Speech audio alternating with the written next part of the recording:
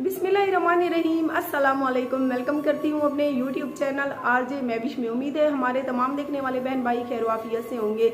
अल्लाह ताला आप सबको इस जुम्मे के नेक दिन के सदके खुश रखे, आबाद रहें। आज जुम्मे का दिन था और मेरा कोई इरादा नहीं था वीडियो बनाने का। सारा दिन ज़कून किया तो मैंने अपने शोहर को कहा कि डीजी खान में जुम्मा बाजार लगता है, जुम्मे बाजार में थोड़े से मुनासिब रेट पर लोन के कपड़े आजकल मिल जाते हैं। बच्चों के, मेरी तीनों बेटियों के, मायरा, मुस्कान और सैर फातिमा के लोन के कपड़े नहीं थे, ब्लेंडेड कपड़े थे, जिनकी वजह से भी अच्छी खासी गर्मी पड़ रही थी। तो मैंने अपने शौहर को कहा कि आज कपड़े लेने चलते हैं, शायद जुम्मा बाजार में हमें मुनासिब रेट पर बच्चों के कपड़े मिल जाएं। 4-4, 5-5 सूट एक एक बच्ची के बना लेंगे तो थोड़े से 2-3 महीने गर्मियों के निकल जाएंगे। सो हम डीजी खान बाजार गए, वहाँ से 3-3 मैंने अपनी बेटियों के सूट लिए। वहाँ पर भी अच्छी खासी महंगाई थी, दुकान जैसा ही रेट दे रहे थे, बल्कि उससे बढ़कर ही दे रहे थे। मैंने सोचा था कि जुम्मे बाजार में सस्ते कपड़े मिलेंगे, लेकिन जब मैंने रेट पूछे तो 1500-1500 का एक एक बच्ची का जोड़ा 1400-1400 का आया। 3-3 सूट लेकर फिर मैं अपनी ये सिस्टर के घर चली गई। वहाँ पर मैंने अपनी बच्चियों के कपड़े जो हैं सिलने के लिए दिए। तो जैसे ही वहाँ से हम वापस घर के लिए आने लगे, तो जैसे ही मैं अपनी सिस्टर के घर से अपनी बेटियों के कपड़े देकर वापसी के लिए घर की तरफ रवाना हुई तो डीजी खान शहर से गुजर रहे थे। रोड के ऊपर एक सफ़ेद पोश बुजुर्ग बैठा हुआ था, बिल्कुल नया सफ़ेद कलर का सूट, इस्त्री वगैरह किया हुआ, नहाया धोया हुआ बुजुर्ग। वो रोड पर ऐसी कर्ब की हालत से गुजरती हुई गर्मी में शक्ल बना के बैठा था ना कि मुझे उसको देख के इतनी तकलीफ़ हुई। और मैंने बेसाख्ता अपने शौहर को रुकने के लिए कहा। मेरे शौहर ने कहा क्या बात है? मैंने कहा वो देखो सामने जो बुजुर्ग बैठा है, इतनी शदीद गर्मी पड़ रही है, 1 मिनट रोड के ऊपर खड़ा नहीं हुआ जा रहा। तो इतनी गर्मी में रोड के ऊपर बेचारा बैठा हुआ है। कहने लगा कि ये कोई भिखारी लगता है, भीख के लिए बैठा हुआ है। मैंने कहा ये भिखारी लगता नहीं है, इसके कपड़ों से नहीं लगता कि ये कोई भिखारी हो। तो मैंने कहा चलो इसके करीब चलते हैं, अगर ये भिखारी है तो इसको कुछ देती हैं, नहीं तो फिर पूछते हैं कि इतनी शदीद गर्मी में एक बुजुर्ग, उम्र रसीदा बुजुर्ग का, जिसकी उम्र तकरीबन मेरे अंदाजे के मुताबिक 60 से 65 साल होगी, तो इतनी गर्मी में रोड के ऊपर क्यों बैठा हुआ है। जैसे हम उसके करीब गए, मेरे बुजुर्ग के हाथ के नज़दीक पैसे किए तो उसने ऐसे ऊपर नज़रें उठाकर मुझे देखा। पहले वो ऐसे नीचे मुंह करके बैठा हुआ था, तो ऐसे उसकी जैसे ही उसकी मेरे ऊपर नज़र पड़ी तो ऐसी उसकी शक्ल थी ना, मैं आपको क्या बताऊं। उसकी सीधी जो कर्ब और तकलीफ से गुजरी हुई आंखें थी ना, सीधी मेरे दिल पे लगी। तो उसने मुझे ऐसे जब देखा तो मैंने कहा बाबा इतनी गर्मी में आप रोड के ऊपर क्यों बैठे हुए हैं? हाँ, कहने लगा बेटा मैं रोड के ऊपर बैठा नहीं हूँ, मुझे रोड के ऊपर बिठाया गया है। जब उसने ये बात कही तो मुझे बहुत ज़्यादा तकलीफ हुआ। मैंने कहा बाबा अगर मुनासिब समझें तो मुझे बताएं तो सही। कहने लगा बेटा कि आप मुझसे पूछ कर क्या करोगी? हल्का सा मुस्कुरा कर कहने लगा। मैंने कहा नहीं फिर भी बाबा मेरे अब्बू नहीं हैं, तो आप बताएं तो सही, आप इतनी गर्मी में रोड के ऊपर क्यों बैठे हैं, या आपको किसने बिछाया है? कहने लगा बेटा मैं बताना तो नहीं चाहता, लेकिन मेरा इस दुनिया में अब कोई भी नहीं रहा। मेरा भी दिल करता है कि कोई मुझसे भी मेरी तकलीफ शेयर करे। मैं ज़िंदगी के इस दौराहे पे आ खड़ा हुआ हूँ कि मैं इस उम्र में आकर अगर खुदकुशी करके मर जाऊँ तो भी मैं अपनी आखिरत ख़राब करूँगा। उससे बेहतर है कि मैं अपने बच्चों के रहम व करम पर आजकल आ गया हूँ। तो एक दौर था कि मैं भी अपने वक्त का जैसे कहती हैं बादशाह था। कहने लगा मैंने मेरी जवानी में ही बीवी मर गई थी और मेरे तकरीबन 4 बेटे थे और बेटी कोई नहीं थी। मैंने अपने बच्चों को माँ और बाप दोनों बनकर पाला। मैं गैर मुल्क में रहता था, सऊदी अरब में। मेरी बीवी का इंतकाल हुआ तो मैं अपने बच्चों की खातिर पाकिस्तान आ गया। मेरे तमाम घर वाले जिनमें मेरी माँ भी तब जिंदा थी, कहने लगा मेरा बाप नहीं था लेकिन मेरी माँ जिंदा थी और मेरी एक बहन भी जिंदा थी। उन्होंने मुझे कहा कि शादी कर लो। मैंने शादी नहीं की। मैंने कहा नहीं, मेरे बच्चों को सौतेली माँ पत्नी कैसा सलूक देकर पाले। तो मैंने अपने बच्चों के लिए पाकिस्तान में हर वो मेहनत वाला काम किया, सब्जियां बेची, रेड़ियां लगाई, गोलगप्पे बेचे। इतनी तकलीफ़ों से गुजरने के बाद मैंने जैसे तैसे करके अपने बच्चों के लिए एक अच्छा मुनासिब घर बनाया। अपने बच्चों की जैसे तैसे गुर्बत में शादियां की।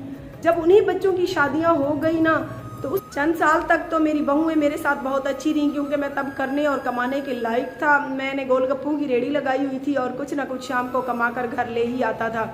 लेकिन मेरे बेटे जो है मुझसे नाराज़ रहने लगे कि अब्बू आपने इतना भी नहीं कमाया कि जिससे हम आज कुछ जमा पूंजी होती तो हम कहीं गैर मुल्क निकल जाते, या जो है यहाँ पर कोई अच्छा कारोबार करते। मैं अपने बेटों के चेहरों की तरफ देखता था तो मुझे बहुत दुख और तकलीफ़ होती थी कि अगर मेरी बहुएं ये बात करती तो मुझे इतनी तकलीफ़ और दुख ना होता। अगर ये बात मेरे बेटे करते हैं तो मुझे कितनी तकलीफ़ होती है। जबकि मैंने अपने बच्चों को जब से इन्होंने होश संभाला तो मैंने इनको बताया कि तुम्हारी माँ के इंतकाल के बाद मैंने गैर मुल्क छोड़ दिया। उसके बाद पता नहीं कितनी तकलीफ़ों से गुजर कर, मैंने कितनी मेहनतों से गुजर कर तुम लोगों को ना सिर्फ पाला बल्कि महंगाई के दौर में एक घर भी बनाया, आप सबकी शादियाँ भी की। मैं एक मर्द इतना ही कर सकता था, اس سے بڑھ کر میں اور کیا کرتا کہ میں نے دوسری شادی بھی نہیں کی، تم لوگوں کے لیے اپنی جوانی اور اپنی زندگی وقف کر دی۔ تو جیسے ہی وہ تکلیف سے یہ باتیں بتاتا جا رہا تھا تو میں اس کے چہرے کی طرف اور میرا شوہر دیکھ کر حیران تھے کہ دیکھو ایک بزرگ انجان کتنی تکلیف سے گزر رہا ہے، جو ایک انجان عورت اور مرد کو اپنی زندگی کی تکلیف سنا رہا ہے، وہ بھی روڈ کے اوپر اتنی دھوپ اور گرمی میں بیٹھ کر۔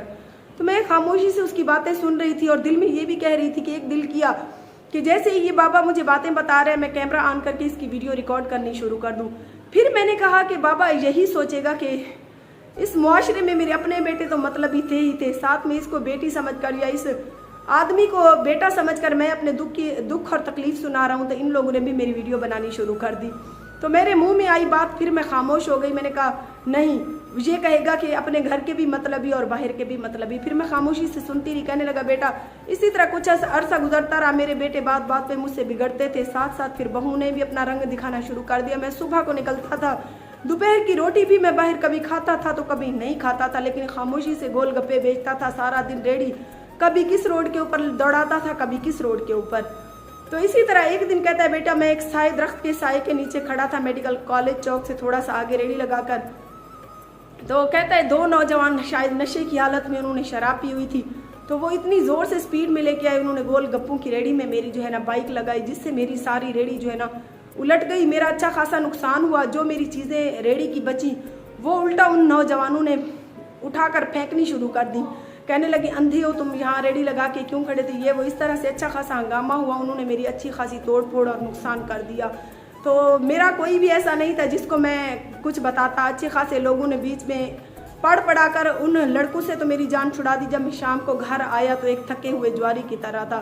جب شام کو میں نے اپنے بہو کو یہ بات بتائی اور بیٹوں کو بتائی تو انہوں نے الٹا مجھے ہی کوسنا شروع کر دیا کہ یہ ہے وہ ہے، ایک تو کماتے کچھ نہیں تھے، 200-400 لے آتے تھے، تو الٹا یہ بھی نقصان کر رہا ہے۔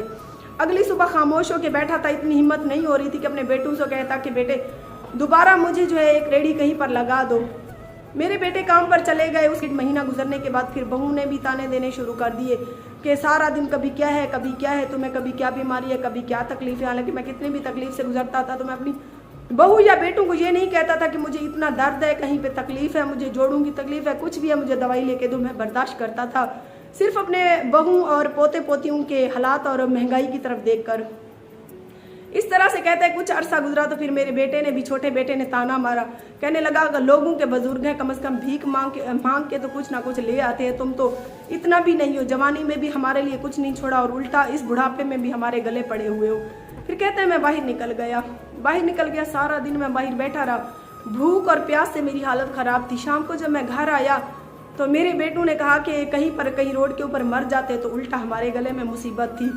تو طرح کے تانوں سے تنگ آ کر پھر میں باہر نکلا دوسری صبح، تو میں نے دیکھا شہر میں نکل کر پیدل چلتا رہا، دیکھتا رہا کافی سارے میری عمر کے بزرگ بھیک مانگتے پھر رہے تھے، کہیں پر عورتیں مجھے ملی، کہیں پہ مرد ملے۔ شام کو میں نے دل میں آ کر سوچا کہ اگلی صبح میں بھی چلا جاؤں کہیں پر بھیک مانگنے۔ تو میں نے دل میں ہمت پیدا کر کے اپنے بیٹوں سے بات کی کہ اگر تم لوگ یہی سمجھتے ہو کہ میں کچھ نہ کچھ کما لاؤں، مجھے اگر ریڑھی وغیرہ لگا کر دیتے ہو تو میں اس طرح سے بھی آپ لوگوں کو کما کر کھلانے کے لیے تیار ہوں، اگر نہیں تو پھر چاہتے ہو تو میں بھیک مانگنے کے لیے بھی تیار ہوں۔ تو میرا بیٹا ہنس کر کہنے لگا کہ تمہیں تو بھیک بھی کوئی نہیں دے گا کیونکہ تمہاری تو شکل بھی اچھی خاصی اور ہٹے کٹے بھی ہو۔ تو کہتا ہے بیٹا میں صبر کر کے اگلی صبح باہر نکلا اور میں میڈیکل کالج روڈ پر جا کر بیٹھ گیا۔ تقریباً 3-4 گھنٹے گزرنے کے بعد کسی نے مجھے 1 روپیہ نہیں دیا۔ پھر میں وہاں سے اٹھا، پھر میں پاسپورٹ دفتر کی طرف چلا گیا۔ میں نے کسی کے آگے ہاتھ پھیلانا مناسب نہیں سمجھا، میں خاموش ہو کر ایک جگہ پر نیچے زمین پر بیٹھ گیا۔ چند آدمی گزرے، انہوں نے کسی نے 10 کسی نے 20 آگے سے پھینکتے گئے۔ اسی طرح سے شام کو 400 سے 500 میں کما لایا۔ پھر میں نے وہ 400 سے 500 اپنی چھوٹی بہو کو دیے، میں نے کہا یہ لو۔ کہنے لگی بس اتنی ہی بھیک ملی ہے تمہیں اللہ کے نام پہ کسی نے زیادہ نہیں دیا؟ تو کہنے لگا بیٹا میرا دل کیا کہ زمین پھٹ جائے اور میں اس میں سما جاؤں۔ میں نے اس ٹائم اللہ سے رو کر دعا کی کہ اے میرے پروردگار مجھے موت دے دے، کیا ایسی اولاد بھی ہوتی ہے؟ تو میرا بھی دل پھٹا جا رہا ہے۔ میں وہاں سے اب واپس آئی تو میرا دماغ کچھ بھی کام نہیں کر رہا تھا۔ ایک دل کیا کہ اس بزرگ کو اپنے گھر لے آؤں، پھر میں نے کہا میرا تو شوہر مجھے خود میرے بچوں کو مشکل سے وہ کر رہا ہے تو وہ شاید ایسے آدمی کو افورڈ نہ کرے، اور ویسے بھی پتہ نہیں یہ معاشرہ کیا سمجھے اور کیا نہ سمجھے۔ تو 100 وسوسوں کے ساتھ میں یہ کہانی آپ تمام دیکھنے والے بہن بھائیوں سے شیئر کر رہی ہوں۔ یہ کہانی ایک گھر کی نہیں ہے، یہ کہانی ہر گھر کی ہے۔ وہ بزرگ، وہ باپ، वो माएँ जो जवानी में एक एक अपने मुंह का निवाला छीन कर अपने बच्चों को हम पालते हैं, खिलाते हैं, पिलाते हैं, जब वही बच्चे जवान हो जाते हैं, उनकी शादियां हो जाती हैं, वही बच्चे हमारे ऊपर बोझ, उनके ऊपर हम बोझ हो जाते हैं। तो क्या ये ज़िंदगी का दारोमदार यही है? क्या इंसान इस दुनिया में यही करने आता है, अपने बच्चों के लिए इतनी कुर्बानियाँ देने, और वही बच्चे जब जवान हो जाए तो अपने माँ बाप को कोई भीख मांगने के लिए मजबूर कर देती हैं और कोई रुलने के लिए रोड पर छोड़ देती हैं। इतनी सी बात कही, कहने लगा बेटा अब मैं यहाँ पर या कहीं भी शहर में निकल जाता हूँ, कहीं ना कहीं बैठ जाता हूँ, शाम तक जितने भी होते हैं मैं अपनी दवाई नहीं लेता, कभी बड़ी बहू को कभी छोटी बहू को इस तरह से दे देता हूँ। तो उसके बाद मेरे बेटू ने भी कभी मुझे नहीं कहा कि तुम भीख ना मांगो, तुम क्यों जाते हो, क्या है क्या नहीं। कहता मेरे रिश्तेदारों में कोई था नहीं, मेरी एक बहन थी जिसका इंतकाल हो गया, उसके बच्चे जो हैं गैर मुल्क चले गए, हर कोई अपने घरों में खुश है, कभी किसी ने मेरी पलट कर खबर नहीं ली, और मेरे अपने ही बच्चे मुझे भीख मांगने के लिए इस रोड पर ऐसे समझे बिठा जाते हैं, क्योंकि घर में पड़ा रहता हूँ तो लोग घर वाले ताने मारते हैं, और मैं इसीलिए बाहर निकल आता हूँ कि शाम को उनको अपनी रोटी का हक अदा कर दूँ। शाम को जो रोटी वो देती हैं ना, उनमें से कहता है मुझे आधी भी नहीं खाई जाती, सिर्फ इसी तकलीफ से कि मैंने ज़िंदगी में क्या खोया क्या पाया। तो प्यारे बहन भाइयों, अपने बुजुर्गों की कदर करें। मेरी कहानी का यही मकसद है। मुझे बहुत तकलीफ़ हो रही है, मुझे बहुत दुख हो रहा है कि क्या इंसान यही कुछ करने आता है? क्या हम भी अपने बच्चों के लिए बोझ बन जाएंगे एक दिन? उन बच्चों के लिए जिन बच्चों के लिए कितनी कुर्बानियाँ देते हैं हम लोग, जिन बच्चों के लिए इतनी तकलीफ़ें सहते हैं हम लोग। तो ये कहानी बताने का मकसद यही है कि अपने बुजुर्गों की कदर करें, क्योंकि वो बुजुर्ग आपके लिए इतनी कुर्बानियाँ देते हैं। आज आप भी अपने बच्चों के लिए जो कमा रहे हैं, जिन तकलीफ़ों से गुजर रहे हैं, आपके माँ बाप भी उन्हीं तकलीफ़ों से गुजर कर आपको पालते हैं। जब वो बुढ़ापे में आ जाती हैं तो एक पल के लिए आप लोग ये नहीं सोचते, आप लोगों के लिए वो लोग बोझ बन जाते हैं। तो ऐसे बेगैरत औलाद और ऐसे बेगैरत मुआशरे के लिए एक कमेंट ज़रूर कीजिएगा नीचे कमेंट बॉक्स में। बस मैं यही कहूँगी।